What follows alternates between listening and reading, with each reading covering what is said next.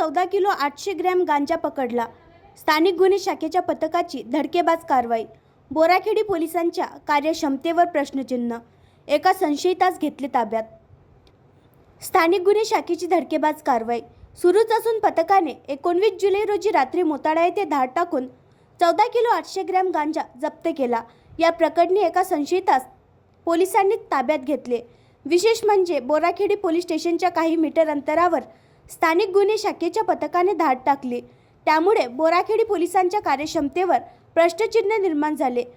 Police स्टेशनपासून हाकेच्या अंतरावर स्थानिक गुन्हे शाखेच्या पथकाने धाड टाकली असली तरी या कारवाईची माहिती बोराखेडी पोलिसांना नव्हती, हे विशेष।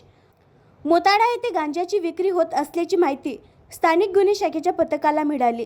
या माहितीच्या आधारे सहाय्यक पोलीस निरीक्षक यशोदा कनसे यांच्या नेतृत्वाखाली चांद शेख, जगदेव टेकाडे, गणेश पाटील, विजय